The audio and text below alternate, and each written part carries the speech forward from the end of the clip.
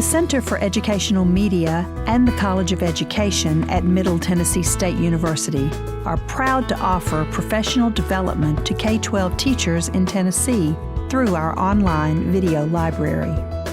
These videos are aligned with the Tennessee academic standards. For more professional development videos, check out our website at cem.mtsu.edu.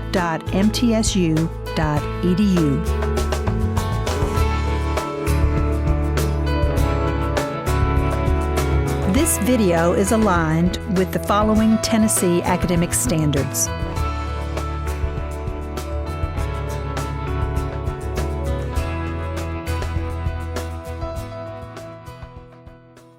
All right, well, it's my pleasure to introduce our next expert. Dr. Carricker's response to my initial invitation to join us today was swift and succinct. Her reply was, "You said the magic word, spelling. Count me in." So, thrilled to have her. Dr. Suzanne Carricker joins us from Concord, Massachusetts, where she's Principal Educational Content Lead in Lexia Learning Systems. Dr. Carricker previously served as Senior Vice President of Innovative Solutions at Niehaus Education Center in Texas.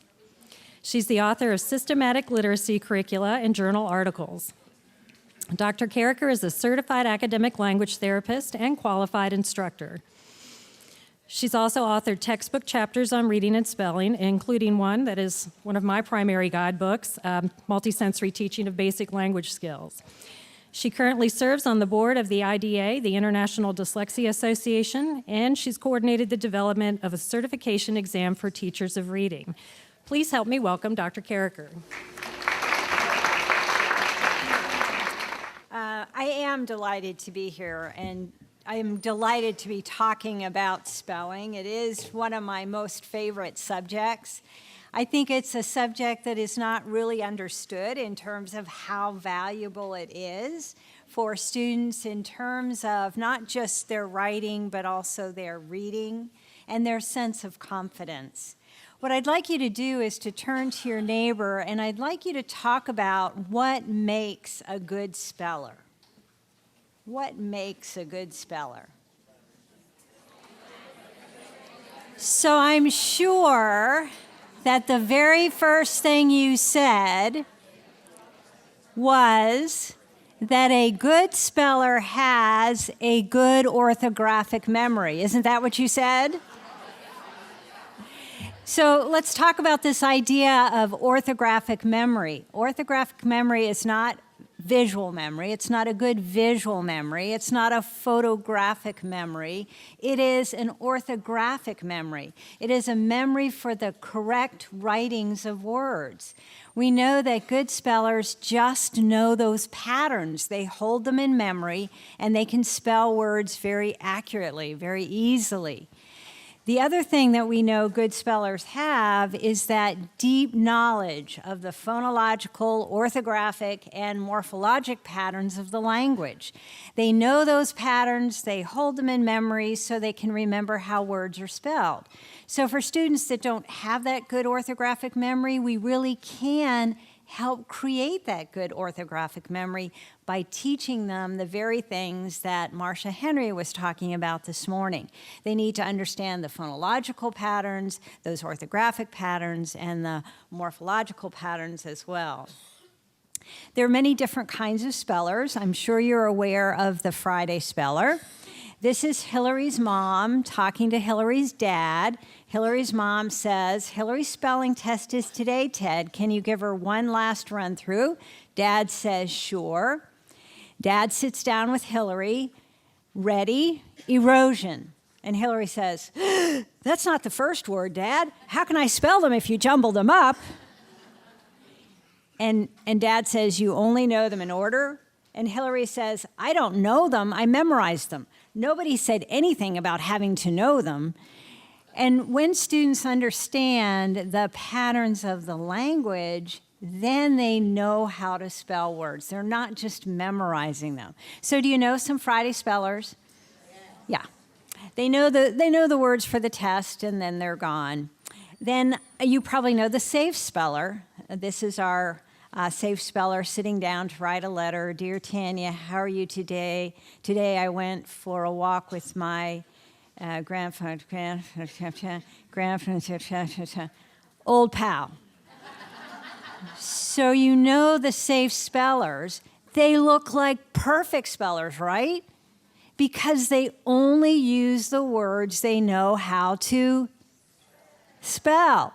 And oftentimes, these are the students that have this incredible oral language. I mean, the words they use when they're speaking are big and fancy and sophisticated. But when they write, it's very simplistic writing because they don't know how to spell them, so they just use a word they know how to spell. But when students understand the patterns of the language, then they're more willing to take a chance, to be risk takers, and try to spell words that are part of their oral language, even though they don't know exactly how to spell them. And perhaps you know this one, the bizarre speller. So here's our bizarre speller having a heart-to-heart with the coach. The coach says, "Why don't you get this play straight? Do I have to spell it out?" And our little bizarre speller says, "Come on, coach, the situation's bad enough without dragging spelling into it." So you know the bizarre spellers. You, by the end of the year, have finally figured out the way they think about words, but anyone else can't because they just don't know how to put the sounds and letters together. They don't have those patterns in mind. And they're the ones that we worry about the most because we know if they're struggling with spelling to this degree, they're probably struggling with their decoding as well. So if we work on those patterns, we're going to help spelling and we're going to help decoding as well. That as we think about spelling and decoding, they do seem to be two sides of a coin. So if we think about decoding, that's going from the letter to the sound, and when we think about spelling, it's going from the sound to the letter. So it really does sound like two sides of the coin, right? They're like opposites, inverse operations. But as Linnea Airy says, they're two sides of a coin almost. And here is an interesting truism in English. If you can spell a word, guess what you can do? You can read it. Because if you can spell a word, what does that mean? You hold that word in memory, you know the sounds, the letters, how they go together. That means that you'll be able to read it. But the reverse is not true. Just because you can read a word doesn't mean you can spell it. So this is the word what? Okay, now I'd like you, and I'm going to see if this works. I'd like you to now turn to your neighbor and spell the word. Yeah. So you see how that works? When I showed you that word, you read it instantly. And accurately, I will say. But when you turned to your neighbor, what did you say? How about this one? This is the word. Okay, now would you like to turn to your neighbor and spell that one?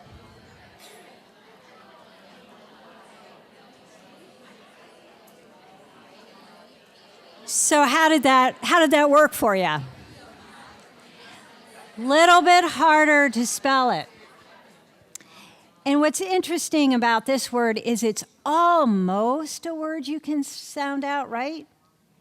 But what really bothers me is that O at the end. What the heck is that doing there? I look at that and I say, that word is Greek to me. You know that expression, when you say something is Greek to me, it means I just don't understand it. Well, what Marcia Henry taught me is that you have to be excited about words. You have to understand why they're spelled the way they are. So I went into the dictionary to try and investigate why that O was there in this word. So as you look at the letters that surround the O, you have a P-O-E. Does that remind you of some other words that you know? P-O-E, poem, poet. Well, it turns out that this word comes from the exact same root or combining form that poem comes through, or poet, and it means maker. And I also meant to tell you that it's not just Greek to me, it actually is Greek. It is a Greek word. So that's why it looked Greek to me, because it's Greek. But POE comes from the combining form that means maker. And the first part of that word means name. So onomatopoeia is the thing I name. So the name or the thing that makes that sound. So a bird makes the chirp. The bee makes the buzz. So if we look at the origin, we really sort of understand what that means. There's the name that something makes. And we can also understand why that O is there. It's part of the combining form that gave the meaning of that word. So today we're really going to concentrate on looking at student errors and helping us understand what it is they know and what it is they need to know. When we look at spelling errors, we really have a window into the students' minds. Their spellings will tell us exactly what they know and what they need to know. And we're going to use a rubric, and that was handed out to you. And this rubric was put together.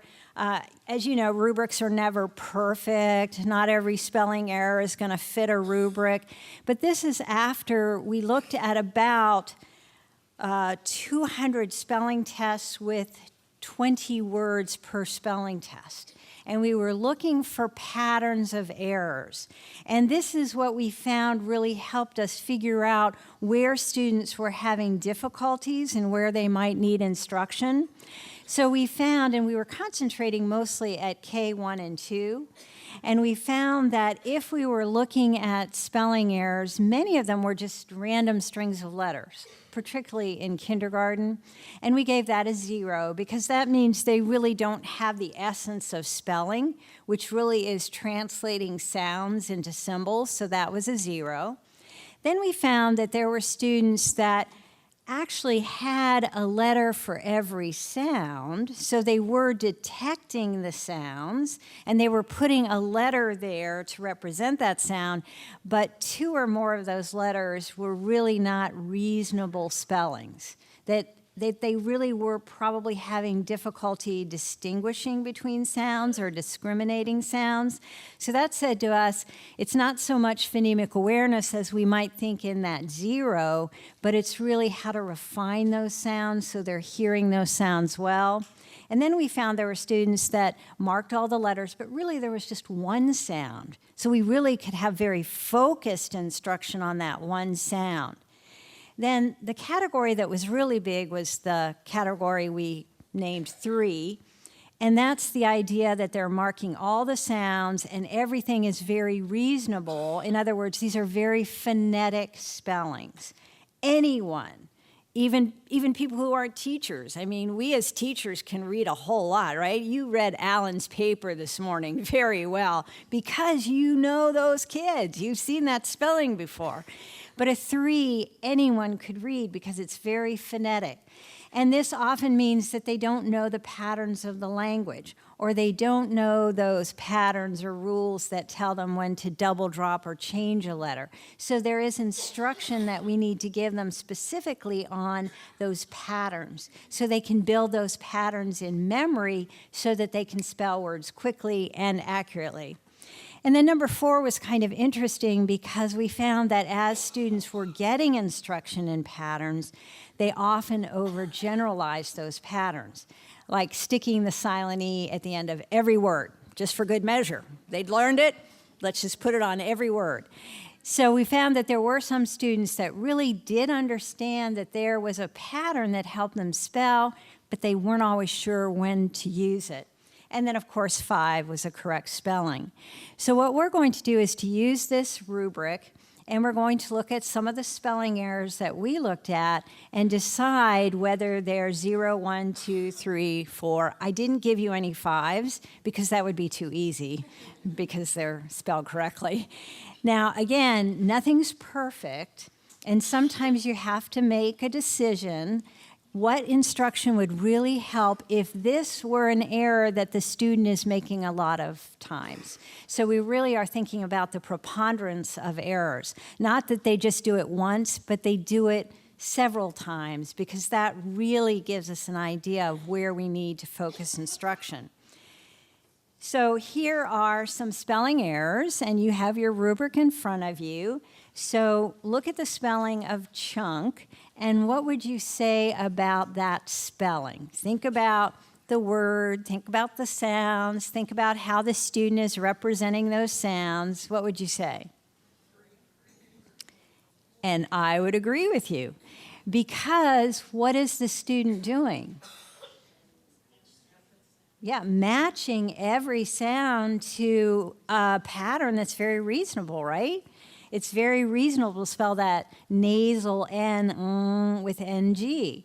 So what we need to do is just help that student know when that sound's going to be spelled with NG at the end of a word, and when it's N before any letter that makes the K sound. How about cried? Yeah, so do you know exactly what you need to teach this student? Yeah, when do I use C versus K? And how do I know when to change the Y to I? So, I have my instruction mapped out for me because the student is giving me that information through his or her errors. How about number 3?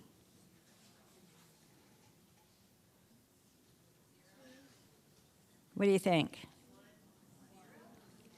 I would say 0. Are all the sounds being represented?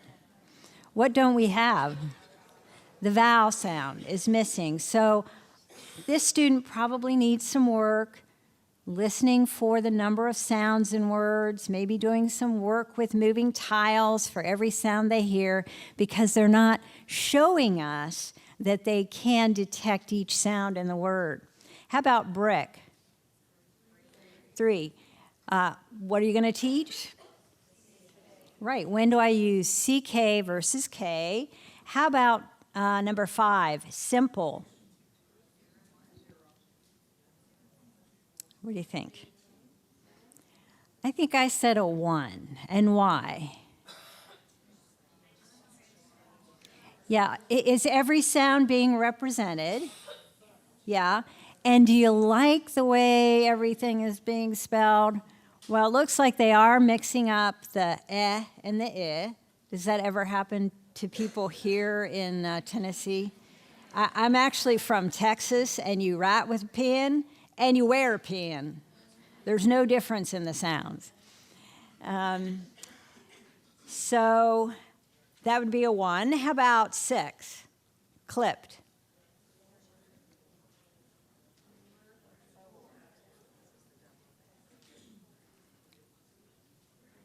So are they detecting all the sounds, spelling them all in a reasonable way, but yeah, there's a pattern they don't know. They don't know when to double that final consonant, but certainly everything else is intact. How about number 7, umpire?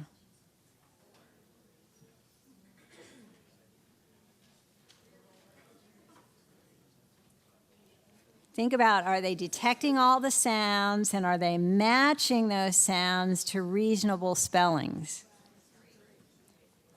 I would say 2, because everything's reasonable except what? The and the n. Now, are those sounds that are easily confused? So again, we have our instruction marked out for us for this student. How about number 8? 0. Now, I'm going to come to this little kindergartner's defense. This was beginning of kindergarten. The student's teacher every day wore a locket, and on the locket were her initials, and her initials were SMC. Oh! So the student wasn't that far off. Hadn't really understood how letters and sounds go together, but by the end of the year, the student was on target. But it was a 0 for the beginning of the year. How about patch? So are they detecting all the sounds, and are they matching all the sounds in a reasonable way, but yet it's still not correct? Why not? Right, because they don't know when to use TCH versus CH. So if there's a pattern I can teach them, that's a 3. They just need to know when I use TCH versus CH. How about jug?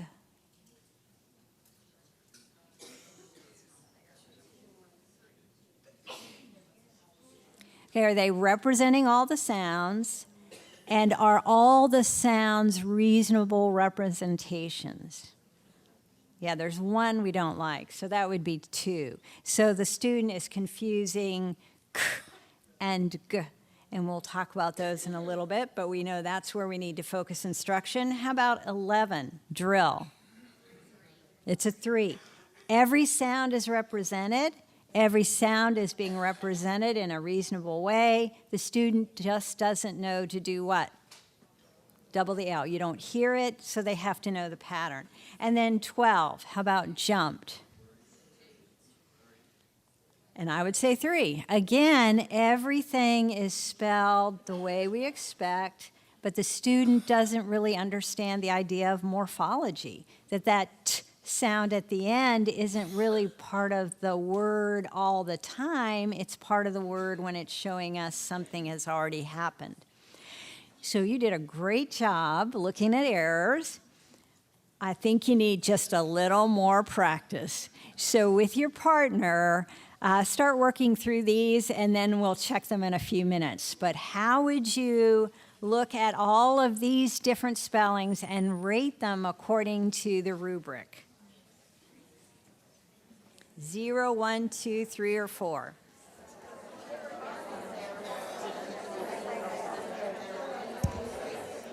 All right, let's see how you did. And again, we may have some discussion about some of these because, again, students don't know the rubric, so they don't know which one they're working toward.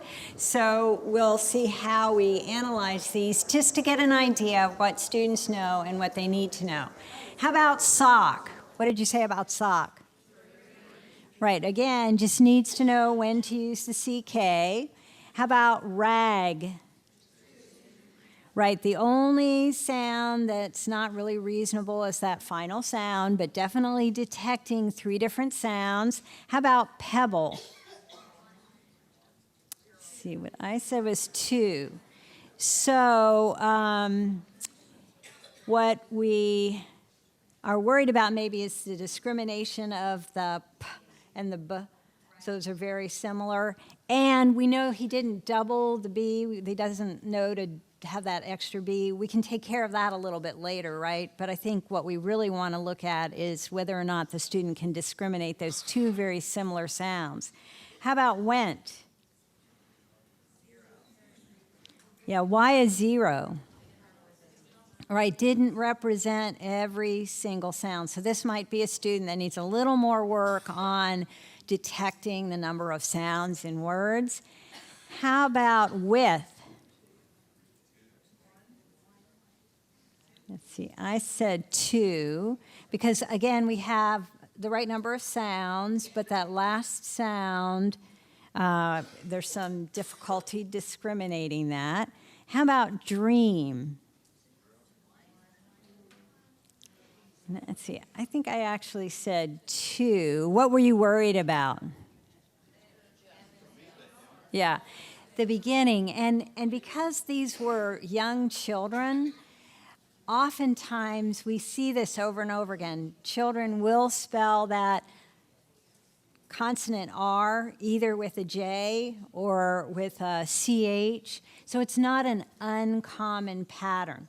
If this were a student that were in the 5th or 6th grade, we might be a little bit more worried, but when they're young children, that's something that we do see students doing. But if you were to call it a 1, that's fine as well. It just, you know where you need to focus the instruction, that beginning, breaking the d, apart.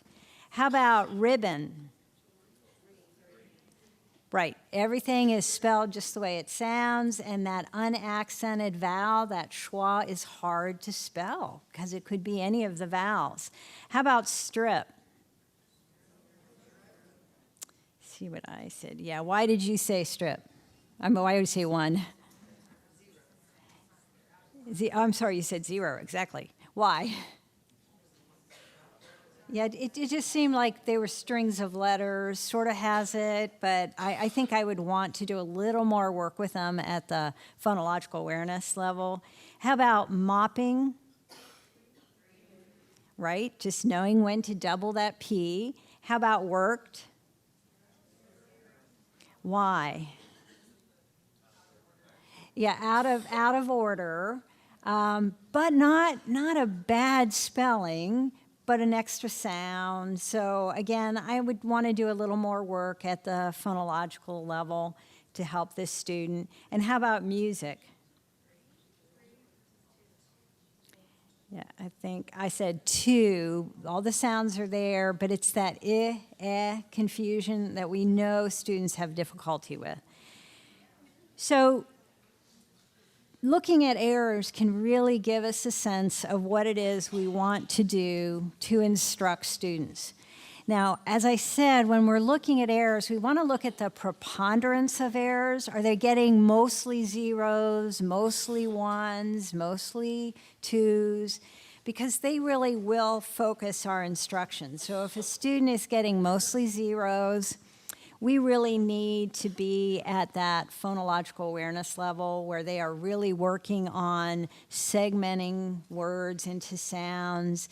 Maybe they're starting to do some letters on tiles. They're matching sounds to letters, but they need to be at that very lowest level of detecting the sounds and segmenting words into sounds. If they get a lot of ones and twos, it really just tells us that we need to focus on the discrimination of one or two and maybe a few more sounds. The I and the are often very difficult for many, many students, the and the n. So what sounds are they having difficulty discriminating? Then 3, we need to teach a pattern. We need to teach those reliable rules of the language. And to me, patterns are when you're taking a sound and you're spelling it either with TCH or CH or K or CK, and there are going to be exceptions. We know with patterns there will be exceptions. When I think of rules, I'm thinking about when students know to double, drop, or change a letter, really when they're adding those suffixes. And by and large, when they're using rule words, in the act of adding that suffix, there aren't many exceptions. So that's how I like to differentiate a pattern and a rule. Patterns are just how you spell a particular sound in a word, and then rules are what happens when you add something to a base word. And then 4 is just that overgeneralization. And really the best thing to do when students keep adding E to everything, or everything is TCH, is just to have them to say the pattern or the rule. What is it that they overgeneralize? Have them talk about it. Have them say in their own words when you do it and when you don't need to do it. So let's look at what we might do with students who have scores of zeros. What does that instruction look like? So we might take blocks and have them listen to a word. I think this has 3 sounds. Let's try pat. Oh, it just had one sound. T. I hope there's not enough. Oh, that would be past. So they would move a block for each sound in the word. P, a, s, t. And they need lots of work with that if they're not detecting all the sounds in a word. And then we can move to letter tiles. The word is list. L, I, s. So students with lots of zeros need to be at this level until they really can detect every sound in a word, and then they can begin to match up letters and sounds. What will we do if a student has a lot of ones or a lot of twos? Well, we need to figure out which sounds they're missing and what is going to be the best way to help them clarify the difference between those sounds. So some sounds are going to sound very similar, but they're going to look very different. So for some sounds, it's very helpful to have a mirror so students can see the difference in the sounds that sound very similar. So sounds that are very similar are and n. Now think about what happens when you say Describe it to me. Your lips are together. When you say what happens? Your mouth is open. Where's your tongue? It's lifted behind your teeth. Do they feel the same? No, not at all. Do they sound the same? Yes. So what we have to do is help students think about how they feel. So it could be they do need a mirror when they're spelling words. They need to be looking in their mirror and seeing how their mouth looks when they say those sounds. Other sounds, and do those sound alike? So tell me what happens when you say yeah, your teeth are resting on your bottom lip. When you say what happens? You're sticking your tongue out between your two teeth. So if they can see the difference, it will help them hear the difference. And how about I and eh? Yeah, what happens when you say eh? It's like a smile, and eh. So here's a little rhyme you can give students. I makes you grin. Say that for me. I makes you grin. Eh drops your chin. So try that. I makes you grin. Eh drops your chin. So again, if they can feel and look at the sounds in a mirror, it can help them discriminate them. Then we know in English there are several letters or sounds that we can call cognates where they're very similar in the way they sound, but the only difference is one sound will activate the vocal cords and one sound will not. So we have the sound B. Put your fingers on your vocal cords. B, B. Is that voiced or unvoiced? B. It's voiced. Now I want you to keep saying that sound and then discontinue the vibration. So what happens when you go B, B, B, B, B, B? What does it become? P, P, P. It becomes the sound that we associate with P. How about D, D, D, D, D, D? And if you discontinue the vibration, it sounds like T. How about G, G, G, G? So we can begin to understand why students make errors, because it doesn't seem reasonable that they'd mix these up until we think about how they're produced. They're very, very similar. It's just the activation of the vocal cords. How about J, J, J, J, J, J, J, J? So, I gave you the answer. So that's sort of a surprise that students would confuse J and CH in spelling, right? Until we think about how similar those sounds are, and the only difference is the vibration of the vocal cords. How about Z, Z sound? And we see that a lot of students mixing those up. How about So exact same letter combination, one is voiced and one's not. How about v?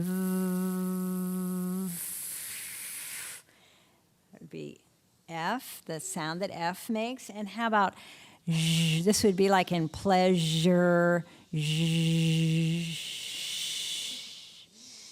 So if students have difficulty discriminating sounds, think about the sound. Is it a sound that feels different when you feel it in your mouth or when you look in the mirror? Or is it different because of the activation or the not activating the vocal cords? And that can help students make that difference in their spelling. They can discriminate those sounds. So what do we do when students have difficulty with the patterns of the language, when they get a lot of threes? Well, we need to teach the patterns. And this is really sort of a big category, because this is where we would teach them how to spell a sound when it's in different positions in a word, or how to spell a sound when it's at the end of a word and we're adding a suffix. So there's a lot of different patterns and rules that we would teach if students are having difficulty with three. We have to help students understand that there are sounds in English that can be spelled many different ways. And sometimes there isn't a way to know when to use a sound. We have to use what's called best bet.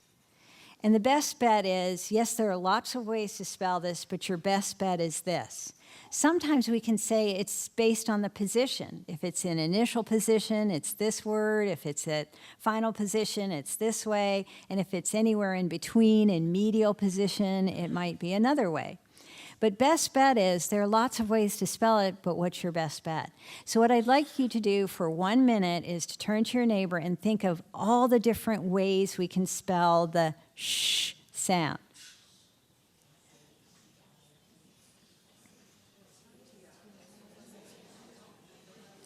Okay, and stop. Raise your hand if you were able to find 14 different spellings of the sh sound. I am sure that you found this one, right? Now, what we're going to say about the sh sound, your best bet is SH. And then we can talk about when you might know to use something else, but when you have no idea, SH is probably your best bet. But we know sh can also be spelled CH, and that comes from where? French. It can also be spelled TI as in nation, SI as in percussion, CI as in special, SCI as in conscious, anxious. And tell me about all those words. They come from, they're all Latin, right? They're all from Latin. How about Schnauzer? German. How about ocean? And this doesn't really seem to have a home. A lot of words from different languages will spell that sh sound with CE. Same with SE. I think this is the only word in the English language, shaw, but there it is. I think this is the only word in the English language, but there it is, fuchsia. Tissue and issue, those are words that were Latin. They went into the French, and the French gave them that fancy little way of pronouncing them, and then they came into English. And then just S, as in sugar and sure. Often before the long U sound, S will have that sh sound. But you can see when you look at all 14 spellings that SH is probably your best spelling, unless, of course, we're talking about words of Latin origin, and then one of those other combinations might work well. And that's where we need to think about things that Marsha talked about this morning. We have to think about the syntax. We have to think about the meaning. All of those will support our choice of spelling. So here is a sound, and what dictates whether we use OI or OY is position. So what would we tell students about using OI versus OY? Right. OI in initial and medial position, and OY at the end of a word or a syllable. So think about the word oyster. OY, it's at the end of a syllable, oyster, or royal, but that is a pattern that's based on the position of the sound. How about the spelling of k? What seems to be the pattern? Is it based on position? Yeah, because we're talking about initial or medial k. And what else do we have to know? Right, what it comes before. So k before A, O, U, or any consonant is going to be spelled C. Before E, I, and Y, we're going to use K. Now, why don't we use C everywhere? Why can't we use C before E, I, and Y? Right, because then it becomes soft and says, well, why don't we just use K everywhere? Well, it just so happens in English, it's not a very popular letter. We just don't use it a lot. There are only specific times when we use it, and this is one. So when we teach these patterns, students can be looking at them as they read. They can be thinking about them as they spell. They're building those patterns in memory so they can spell the words again, and they can spell words that have the same patterns. Now, I promise you that when you teach a pattern, this is what's going to happen. In the back of the room. But what about ski? What about, oh, ski would work, wouldn't it? What about kangaroo? What about skate? What about skunk? And what are you going to say? You are. You're absolutely going to say that. You're going to say, good for you. That is so exciting when they say, but what about? What does that mean? No, before they're even thinking. Do you know what it means? They listened to you. They actually were paying attention, and they're thinking about the language. So that's exciting. And we can give them mnemonics like keep the kite in the sky. That's when we'll use K. Every other time we'll use C. And when they find those exceptions, we'll say, good for you. And these are words that come from other languages. So oftentimes when words are borrowed right from other languages, the spellings are going to be different. So what will we do when students don't double that consonant before adding a suffix, or they don't drop the E? Well, we need to teach those rules. And again, for me, a rule is when you're adding that suffix, and there are relatively few exceptions. Patterns are just where we spell sounds in different positions in words, and there may be exceptions, but we always want to go with your best bet. So tell me about these letters. Well, let me help you. I'll help you. First of all, tell me about H and K. Visually, tell me how they're similar. They're tall. So I'd like you to take one arm, and I'd like you to say H, K. Say that for me. H, K. And why did you do that? Because they're tall letters. Now tell me about Y, J. How are they similar? They go down. So take your other arm and go Y, J. Now tell me about V, W, X. They sit right on the line, right? V, W, X. So let's put it together. We have H, K, Y, J, V, W, X. Now, what's so special about H, K, Y, J, V, W, X? They never or rarely double in real English words. Okay, let's put it together. H, K, Y, J, V, W, X. Never or rarely double in real English words. These are the 7 brave letters of English. Turn to your neighbor and tell your neighbor what the 7 brave letters are.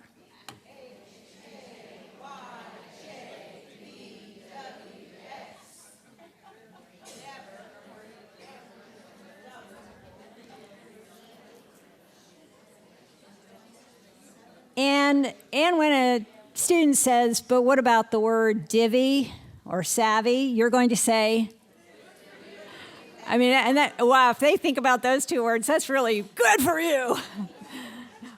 That's really fabulous.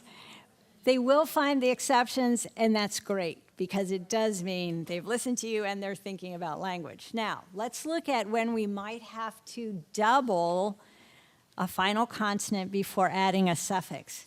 We're looking for a couple of things. We're looking to see that the base word ends in 1 vowel, 1 consonant, and 1 accent. And we're going to say that all 1-syllable words are accented. So we're looking for a base word that ends in 1 vowel, 1 consonant, 1 accent, and we're adding a vowel suffix. That means that the suffix begins with a vowel. So as we look at shop, does the base word end in 1 vowel, 1 consonant, and 1 accent? Yes. Yes, we have all 3 checkpoints. And how do you know it's accented? 1-syllable word, all 1-syllable words are accented. Are we adding a vowel suffix? Yes. So, will we have to double the final consonant? Yes. We have all 4 checkpoints, so we're going to double that final consonant. And notice that there's a 4-leaf clover. And what does a 4-leaf clover have? 4 leaves. And if you find a 4-leaf clover with 4 leaves, what are you? Lucky. If you find one with 3 leaves, not so lucky. So let's see what happens. Tell me about the base word. Does it end in one vowel? Yes. One consonant? Yes. One accent? Yes. How do you know? One syllable. Are we adding a vowel suffix? No. Oh, it doesn't. So we're not lucky. We just added on. No 4-leaf clover, but we know we don't have to double there. How about hot plus ER? The base word ends in one vowel, one consonant, one accent. Oh, I gave you the answers. And we're lucky, and we get to double. How about fax plus ing? Does the base word end in one vowel? Yes. One consonant? Yes.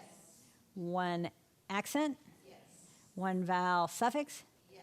So we're lucky, we get to double. But I have 4 checkpoints. I have 4 checkpoints. Yeah. And in the back of the room, you'll see. Yeah.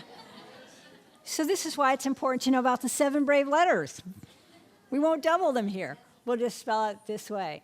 Now, the reason it's important to know about that one accent, when you're writing and you have to write the word begin and you want to make it beginning, what do you have to think about?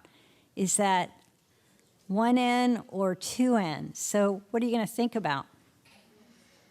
Where the accent falls, right? Begin. I'm going to have to double that final N, right? But if the accent falls on the first syllable, I won't double it. So that's why we emphasize that idea of the accented syllable. Even though they're just 1-syllable words and all 1-syllable words are accented, it's going to make a difference when you're spelling multisyllabic words.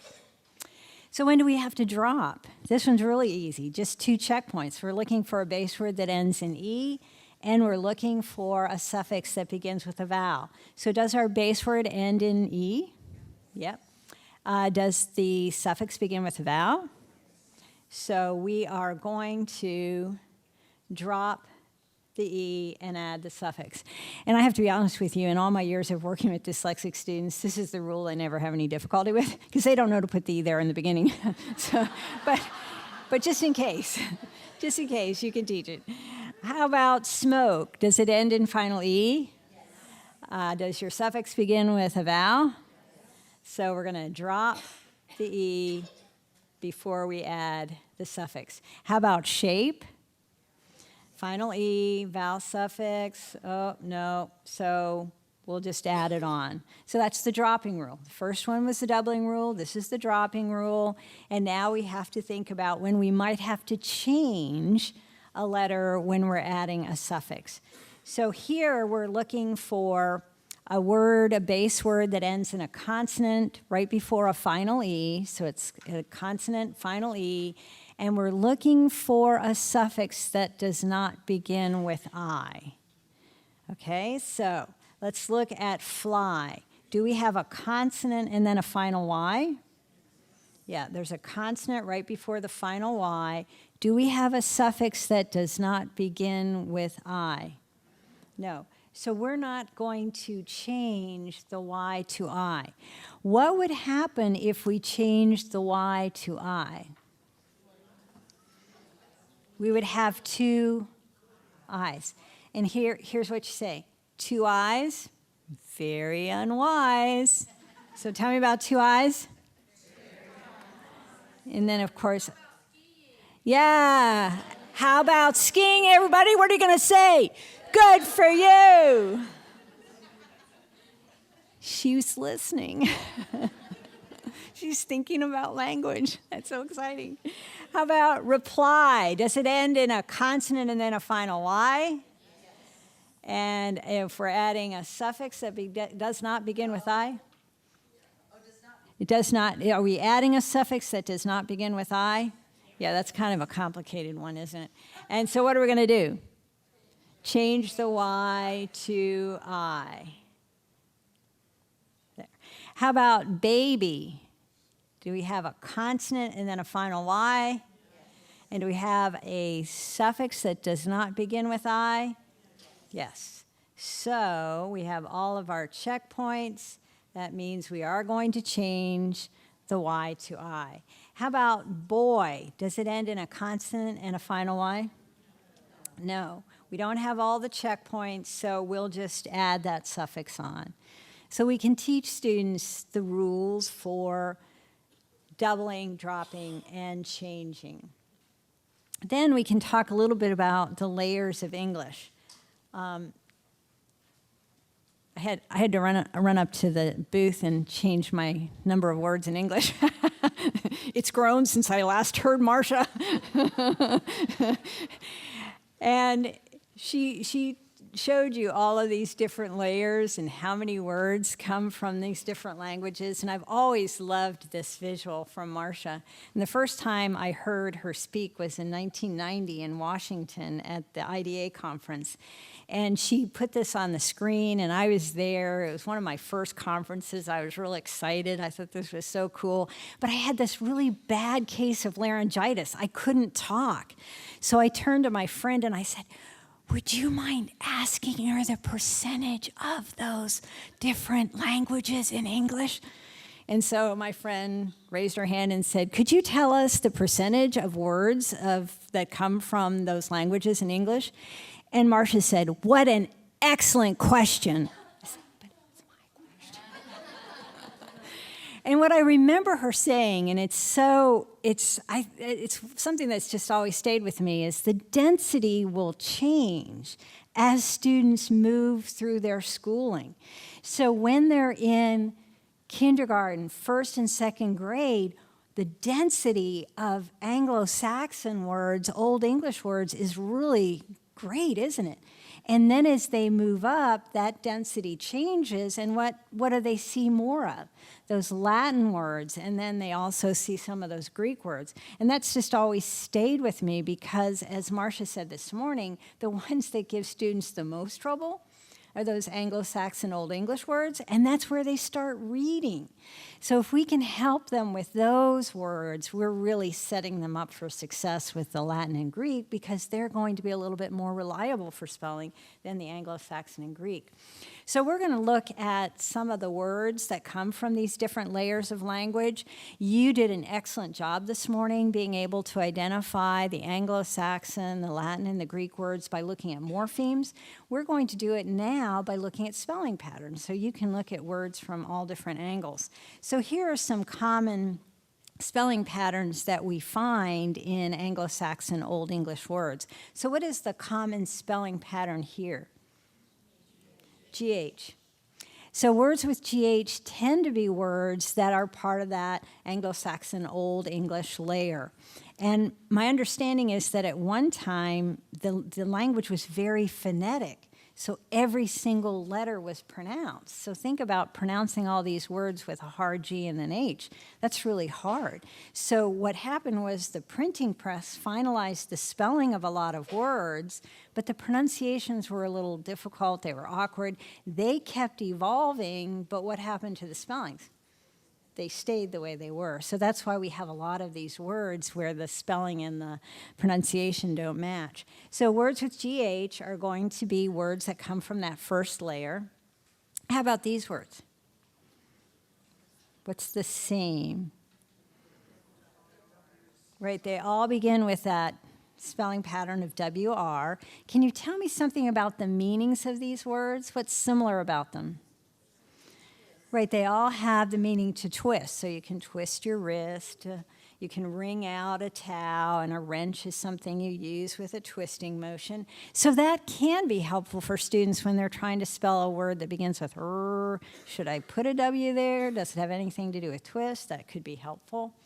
How about ridge, edge, badge? Right, that pattern of D, G, E. We don't hear the D, but there it is. This is also true of the TCH. When we use D, G, E, or TCH, we're using them in short words. And Anglo-Saxon Old English words tend to be short. And it usually is going to be after a short vowel. So those are some patterns for Anglo-Saxon Old English words. Now let's look at some Latin words. What's similar about all of these words?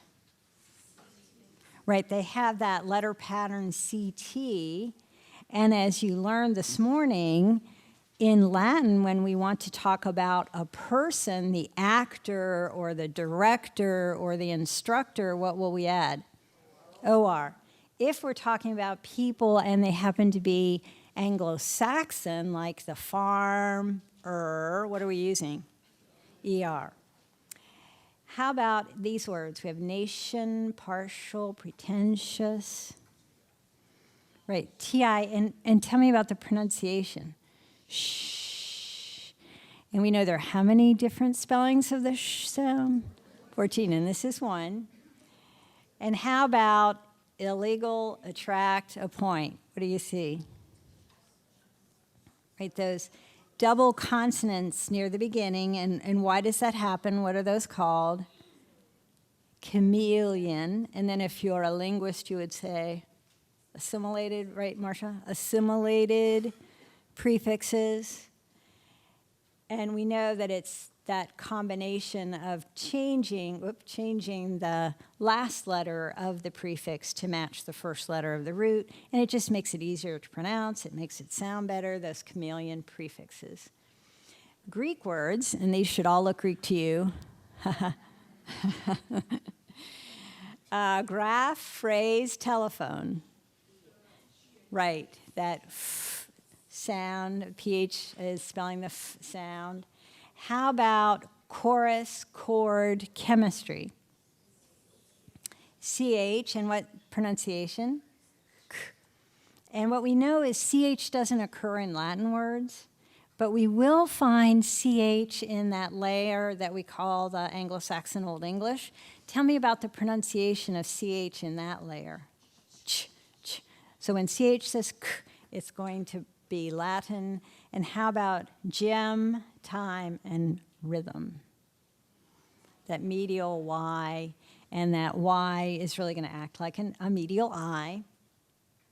So now you have your clues, right? And it's time for your final. So do you need a minute to study, or do you feel pretty good?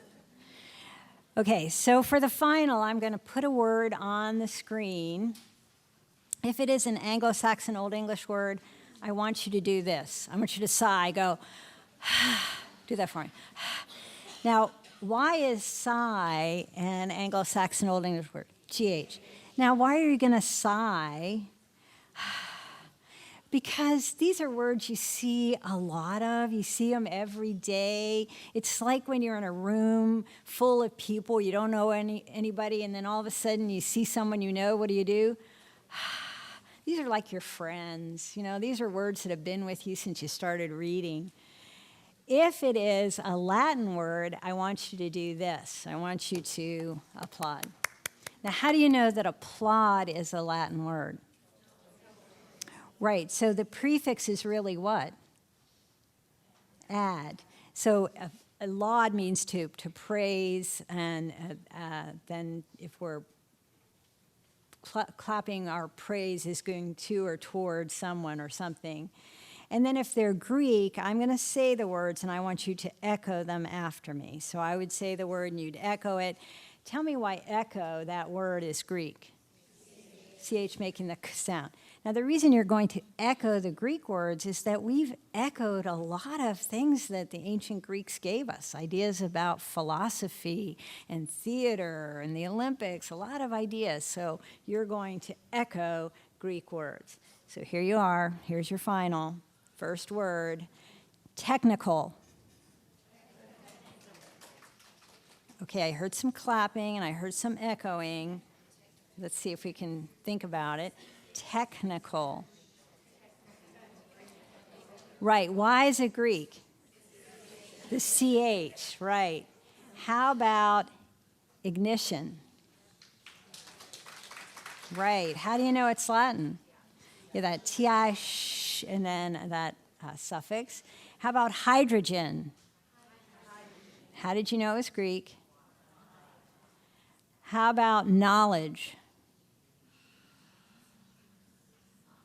How did you know?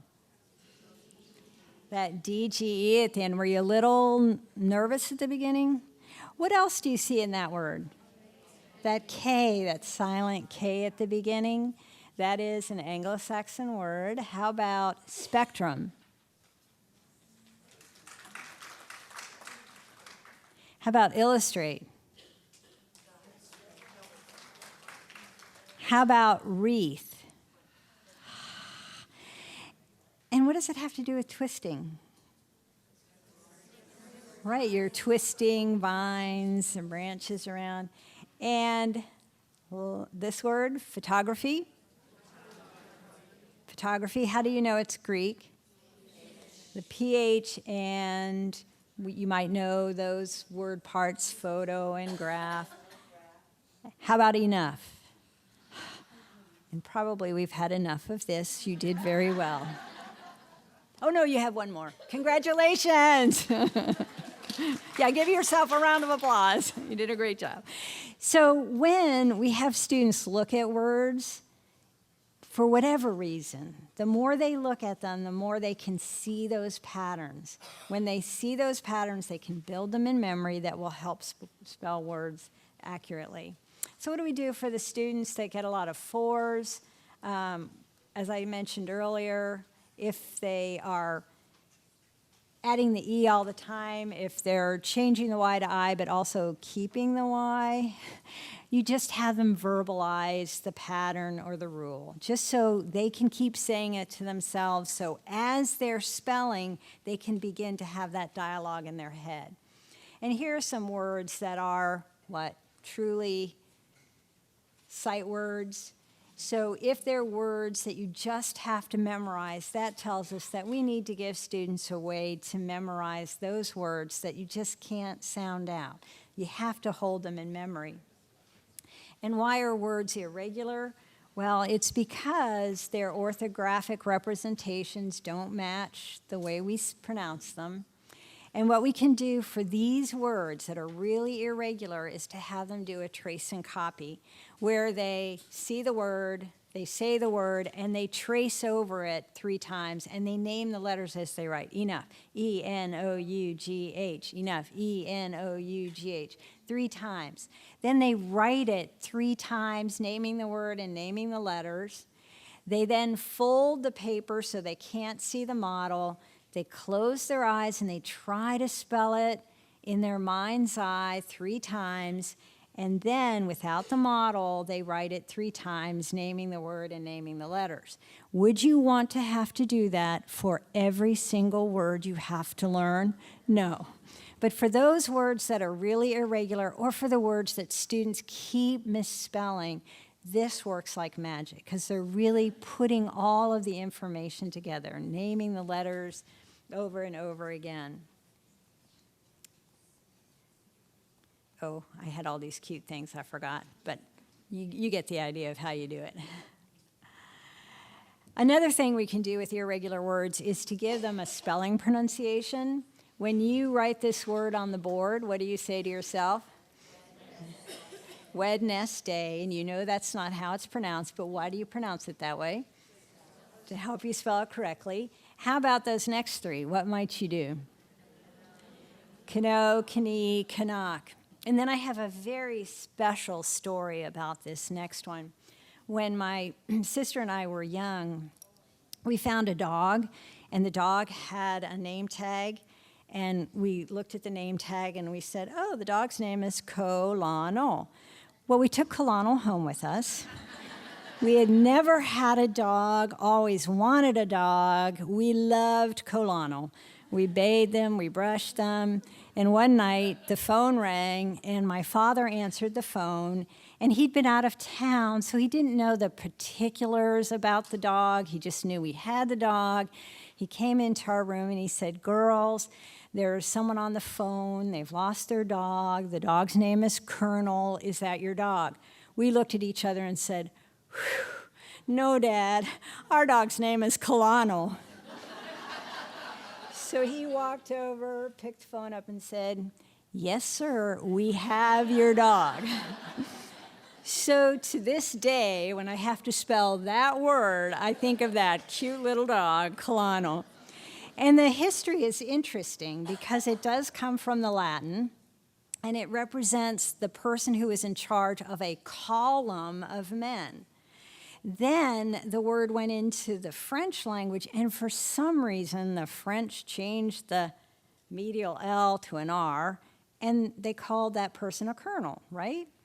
And then when they wanted to bring the word into English, they wanted to be true to the Latin roots, so they changed the spelling back from R to L, but unfortunately, the French pronunciation stayed with the word. So that's why that word is so really impossible to spell.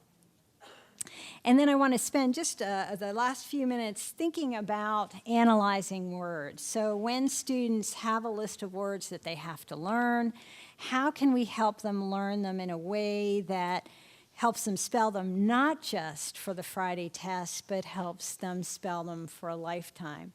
We want to analyze because it will heighten students' awareness of sounds and words. It will force them to look at the orthographic and morphological patterns of the language, and that helps build their memory of patterns and build the patterns in memory. And analyzing really makes students think. You know, I know when I was in school, we had to write our words 10 times on Monday, and I did that on the bus. And what I did was A, you know. So I didn't ever really get the sense of spelling the whole word, but we really, and I never thought about how they were spelled. I was just finishing the task. But we want to make students think about how words are spelled, and it's fun. It's real funner. It's funner than just memorizing. So when we think about phonemes, we're thinking about the speech sounds. A grapheme is a letter or a group of letters that represent a specific sound. So we'll talk about regular words, and they're spelled just the way they sound. They're following the most frequent patterns and rules, patterns, but a rule word is going to be a word where we have to double drop or change a letter, and then irregular words are spelled in an unexpected way. We want to have students in the beginning read the word, segment the word, match each phoneme to each grapheme, and then decide if it is regular, rule, or irregular. So I'm going to take you through the first one. So if this was our very first time doing it, or if you were a class of first or second graders, we might do this together. The word is clam. Say it. Clam. Now let's unblend it. K, l, a, m. So there are sounds. Now tell me what's spelling the k sound as you look at the word. See, is that the best way to spell the k sound in this word? Yes. Why wouldn't you use K? Right, because it's coming before a consonant and it's not before E, I, or Y. So that's a good way to spell it. The next sound is L. How's it being spelled? Does that make sense? Yes. Is there another way to spell it? Nope. How about A? Does that make sense? Yeah, that's a good way to spell it. And then M. So clam is spelled just the way we expect to spell it. It is regular, right? Now, do you have to go home and memorize that word? No, you can spell it by sounding it out. You can spell it by sounding it out in practice, on the test on Friday, on Monday morning. If you forget what it looks like, what can you do? Sound it out. 6 weeks from now, if you forget what it looks like, you can sound it out. And if you do that enough, you're going to build that word in memory. How about lobster? L, A, B, S, T, R. What's spelling the L sound? Is that reasonable? What's spelling the A sound? Is that reasonable? What's spelling the B sound? The sound? T, And we know that the sound can be spelled with ER, AR, OR, but in a word like this, ER is best. And one of the ways that we know this is an Anglo-Saxon word is we know that the Angles, the Saxons, and the Jutes were hunters, farmers, and fishermen. So often the words related to those three areas are Anglo-Saxon. So do we have to memorize that word? We can sound it out.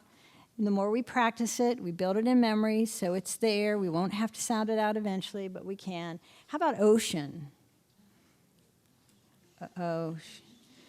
So what don't you like about it? Or I should say, what do you like about it? Really, the O's okay, and the N at the end, everything in the middle. So what is the best way for you to learn this? We're going to do that trace and copy. Because is this a word students need to know? Yeah, they're going to see this word not only in first and second grade, they're going to see it when they talk about the Pacific Ocean, the Atlantic Ocean. It's a word that they need to know, so we'll spend some time tracing and copying. How about sunning? It's a rule word, right. So if we were to sound it out, it's spelled just the way it sounds, but we do have to remember to double that final consonant. How about swimmer? Same thing. It's a rule word. So that just means when we're spelling, we have to remember to do something, double, drop, or change, but it's going to be spelled almost the way it sounds if we remember to do that double, drop, or change. How about shrimp?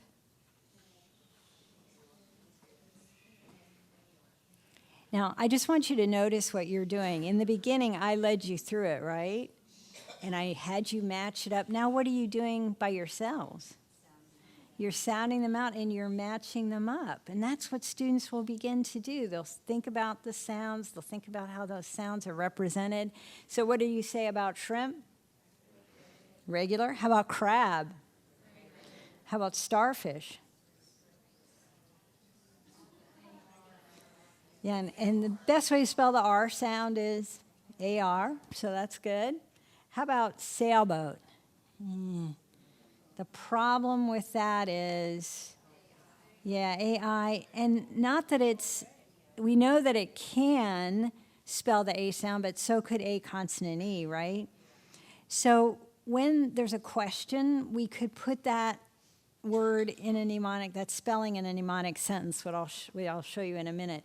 Those might be words that I'm going to call irregular only because I think I need a little more attention on those. So I know that it's AI versus A consonant E, and it's OA instead of O consonant E. And so I'll call them irregular, and then we'll do some work with mnemonics, and we'll look at that in a minute. How about relaxation?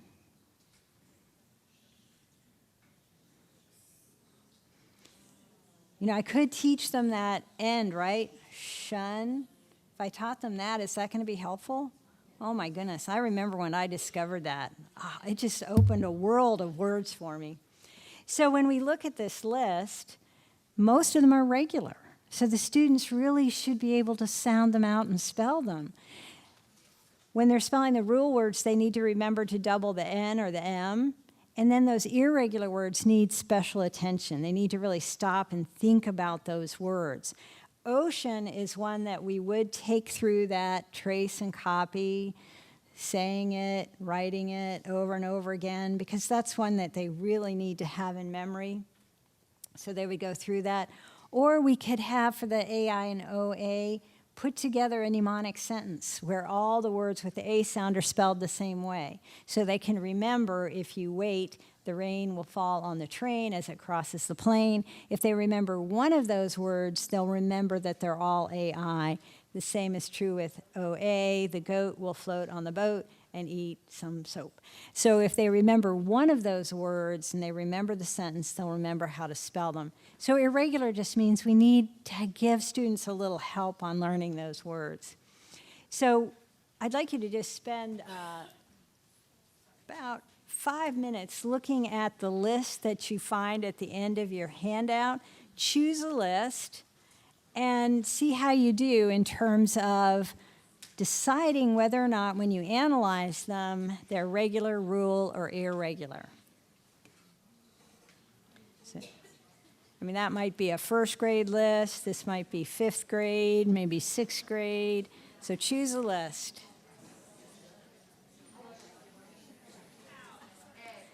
Okay, egg would be irregular because doubling the G just doesn't happen. Is that going to be a hard one for them to learn? No.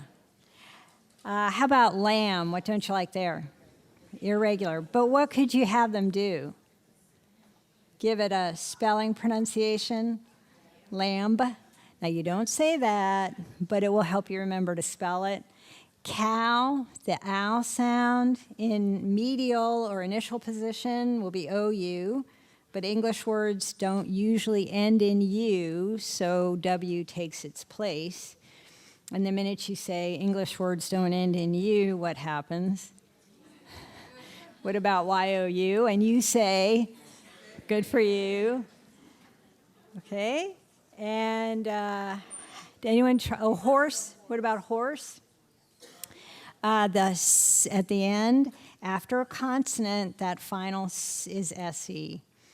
And I will make a list of patterns available. I'll send them to Dr. Hirschman, and that will help you know what patterns go with what sounds or how you spell certain sounds. So look for that on the website where you got your handout, and that will be helpful there. Did anyone try this list? Any questions with those? Actually, sometimes the Latin and the Greek words are easier, right? Anyone try this list? And you can see how knowing morphemes is going to help as they're working with those longer words that might be content words. So what we did today was to really make spelling a little more scientific in terms of thinking about how sounds are spelled, thinking about where students might have difficulty knowing what they know and what they need to know. And so I'll just leave you with this thought. Make your spelling scientific, and it will be terrific. Thank you very much.